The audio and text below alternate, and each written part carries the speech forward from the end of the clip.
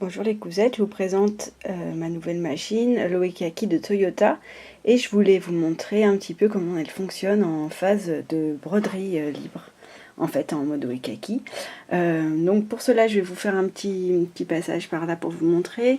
Donc là c'est le menu, il y a le réglage de la tension du fil, et ici en fait il y a le mode Oekaki qu'il va falloir enclencher pour commencer à broder. Ici également, j'ai positionné déjà mon pied spécial piqué libre et à l'aide d'un bouton qui est derrière, derrière en fait quand on retire le bras libre, j'ai rentré les griffes d'entraînement escamotables, ce qui va me permettre en fait de pouvoir déplacer mon tissu à 360 degrés quand je vais commencer à broder. Voilà, donc ma machine est prête, je vais l'enfiler et je vais vous montrer comment ça se passe.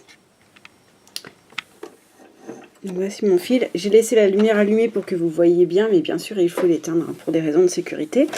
Donc pour enfiler ma machine, c'est très simple. Je passe mon fil en haut et en fait j'ai un enfil aiguille automatique donc, qui descend. Voyez. Donc en fait il suffit de me le mettre en face de l'aiguille et de venir enclencher le fil dans le petit cran. Voilà. Donc là je n'ai plus qu'à tirer mon fil et la machine est enfilée. Donc je vous ai déplacé pour que vous puissiez bien voir le pied de piqué libre en action. Donc là pour ce test, je vais vous montrer comment travaille la machine en fait sur une chute de jean. Donc déjà vous voyez que, donc comme je vous ai montré tout à l'heure, mes griffes d'entraînement sont abaissées. Je vais positionner mon tissu sous mon pied en fait de piqué libre et en fait j'ai beau le monter ou le baisser. Là il est baissé, vous voyez qu'en fait mon tissu reste libre en dessous. En fait il reste un peu en hauteur. Je vais activer mon mode Oekaki. Donc voilà, la machine est prête à travailler et je vais en réduire un peu la vitesse pour que vous puissiez me voir et puis moi, pas faire trop de bêtises. Donc en fait, ce qu'il faut savoir, c'est que la machine, elle travaille, la vitesse la vitesse se régule au niveau du menu et votre pédale va servir seulement à choisir l'écartement du point. Donc c'est un peu déstabilisant au début, mais ça vient vite. Donc par exemple, je vais vous montrer. Donc je vais appuyer sur ma pédale tout doucement. Et là, je vais faire des points vraiment très serrés. Donc mon tissu n'avance pas, bien sûr, puisque je n'ai pas mes griffes d'entraînement. Donc c'est moi qui fais avancer mon tissu comme je veux. Là, je vais aller tout droit pour vous montrer. Donc là, j'appuie tout doucement. Et là, je décide que je veux des points plus larges. Donc je vais appuyer un peu plus fort. Et on va voir que la machine, en fait, elle va faire des points de plus en plus larges. Donc là, je suis à fond sur ma pédale. Voilà, je vais sortir pour vous montrer ce qui s'est passé. Hop, voilà.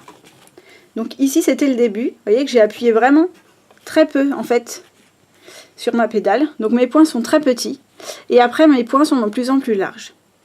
Donc ensuite, pour travailler au niveau du serrage des points, c'est-à-dire si je veux un zigzag plus large, je vais vous montrer. J'ai coupé mon fil un peu court. Voilà.